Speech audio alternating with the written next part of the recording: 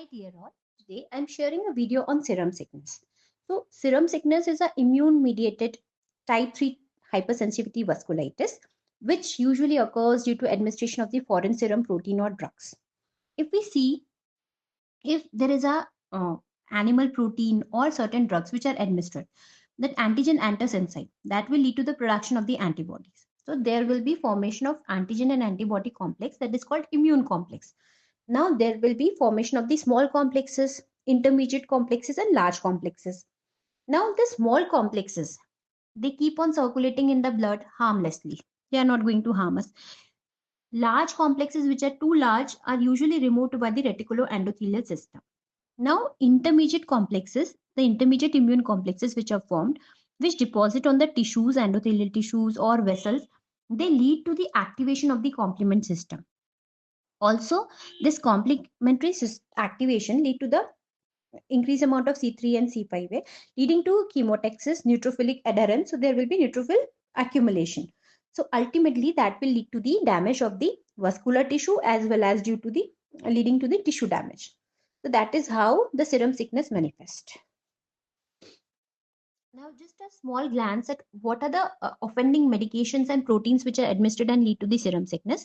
So this include antithymocyte globulin, antibotulinum globulin, anti-tetanus toxoid, antivenin, anti-rabies globulin, infliximab, rituximab, omalizumab, adalimumab, natalizumab, H1N1 vaccine, rabies vaccine, or streptokinase.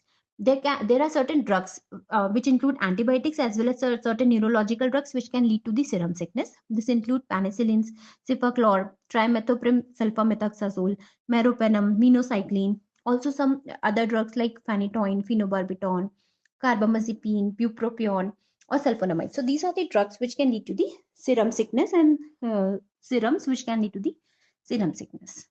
Now, if we talk of the clinical features of serum sickness, so usually आपने कोई drug दिया या कोई serum दिया, उसके 7 to 12 days में you will start having that symptoms. So usually after the presence of that offending drug or offending medication, the symptoms start appearing 7 to 12 days later. But sometimes they may occur as late as 3 weeks. Initially, there will be some localized symptoms. जहाँ पे भी injection का site है, there will be local erythema and edema. Later, there will be presence of the generalized symptoms, usually in the form of the fever, malaise, rashes. Now, if we talk of the rash, there is a very typical serpentinous rash. Serpentinous rash hoga with erythema, usually involving the hands and fingers, toes and feet at the junction of the dorsal aspect of the hand with the palmar and plantar के जहाँ junction है वहाँ पे आपको serpentinous rash मिलेगी. Many times this serpentinous rash is replaced by the petechian purpura in the later phase. Also, there will be presence of other symptoms like edema, myalgia, lymphadenopathy, arthralgia. Sometimes arthritis is also present. Also, it may be accompanied by the GI symptoms in form of abdominal pain, nausea. There may be diarrhea, melena. Rarely, there may be some complications like Guillain-Barré syndrome, peripheral neuritis, carditis, glomerulonephritis, or that can occur. Now, usually the symptoms resolve within 2 weeks of removal of the offending agent, but in unusual cases, they may last for longer. For months, they can last. Sometimes serum sickness-like reaction occur due to the drug administration. So certain drugs can lead to serum sickness-like reaction. In that situation, urticaria will be predominant with arthralgia and malaise and fever. So this is how the serum sickness presents. Now, how we are going to make the diagnosis of the serum sickness? So, diagnosis is typically clinical. There will be the typical rash, the serpentinous rash, as we saw on the hands or fingers or feet or toes, and there will be erythema around this rash. Also, this rash will be accompanied by the fever, joint pain, muscle pain, arthralgia, myalgia will be present. Also, there will be history of some offending serum administration or drug administration, so that potential culprit will be present. Now, there can be certain lab tests which can be done as a supportive test. Like if we do the CBC, there will be thrombocytopenia, CRP and ESR inflammatory markers will be raised. In urine analysis, we may get proteinuria, hematuria, and hemoglobinuria. We usually order RFT and LFTs too, because it can lead to renal dysfunction also, liver dysfunction also. If we see the C3, C4 levels, so there will be low C3, C4 levels, and the nadir is at around day 10 of illness. Although C3A may be elevated. If we do the skin biopsy, that will be suggestive of the immune deposit, that there will be deposit of IgM, IgA, IgE, and C3. So these are the supportive lab tests which can be done, but the diagnosis is entirely clinical.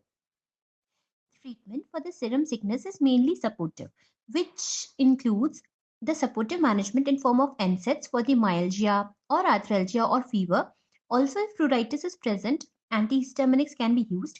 It also needs the discontinuation of the offending agent, which is leading to the serum sickness.